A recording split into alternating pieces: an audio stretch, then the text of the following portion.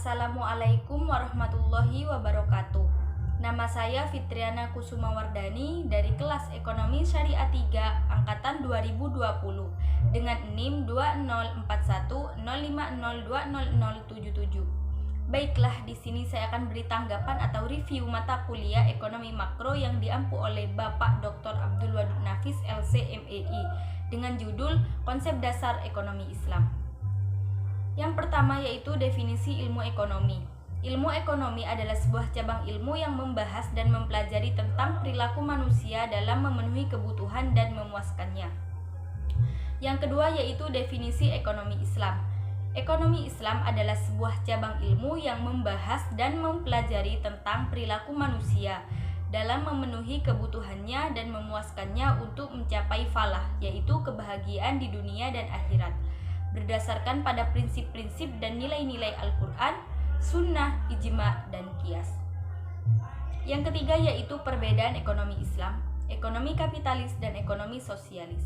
Yang pertama yaitu ekonomi Islam. Ekonomi Islam bersumber dari Al-Quran, As-Sunnah, dan ijtihad ulama.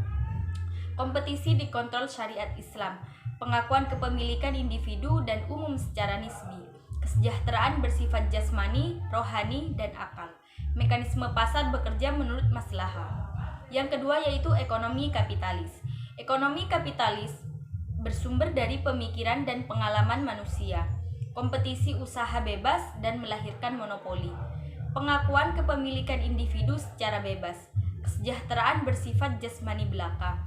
Mekanisme pasar dibiarkan berjalan sendiri. Yang ketiga yaitu ekonomi sosialis. Ekonomi sosialis bersumber dari pemikiran dan pengalaman manusia. Tidak terjadi mekanisme pasar dan tidak ada persaingan. Tidak mengakui kepemilikan individu dan semua alat produksi dinyatakan milik umum. Kesejahteraan bersifat jasmani belaka dan perekonomian dijalankan lewat perencanaan pusat oleh pemerintah. Yang keempat yaitu sumber hukum ekonomi Islam. Sumber hukum ekonomi Islam ada 4, yaitu 1. Al-Quran, 2. As-Sunnah, 3. Ijma atau kesepakatan ulama, dan yang keempat yaitu Qiyas. Qiyas adalah menyamakan sesuatu yang tidak ada dalilnya kepada sesuatu yang ada dalilnya dalam Al-Quran atau hadis atau yang ada kesamaan. Yang kelima yaitu dasar-dasar ekonomi Islam. Adapun dasar-dasar ekonomi Islam itu ada 5, yaitu yang pertama tauhid, yakni meyakini keesaan Allah. Yang kedua as-siddiq dan amanah, yaitu jujur dan tanggung jawab. Yang ketiga al-adalah, yakni keadilan. Yang keempat al-tawazun, yaitu keseimbangan, dan yang terakhir yaitu at-ta'awun atau tolong menolong. Yang selanjutnya yaitu prinsip-prinsip ekonomi Islam. Adapun prinsip-prinsip ekonomi Islam yakni terbebas dari maghrib, yaitu singkatan dari maisir judi, gharar tipu menipu, serta riba. Yang ketujuh yaitu karakteristik ekonomi Islam. Adapun karakteristik ekonomi Islam meliputi ekonomi Islam terikat dengan akidah, syariah, dan akhlak, harta kepunyaan Allah Subhanahu wa taala dan manusia sebagai khalifah. Adanya larangan melakukan maisir, gharar, dan riba.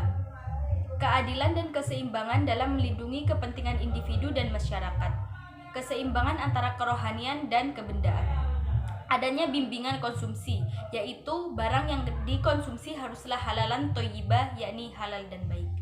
Adanya petunjuk investasi, yaitu tidak boleh melakukan investasi yang diharamkan oleh Allah, yang mengandung judi, tipu menipu, riba, maksiat, dan segala sesuatu yang merugikan orang lain atau diri kita sendiri. Dan yang terakhir yaitu zakat. Sekian dari saya, jika ada salah pengucapan kata atau kalimat, saya mohon maaf yang sebesar-besarnya. Wassalamualaikum warahmatullahi wabarakatuh.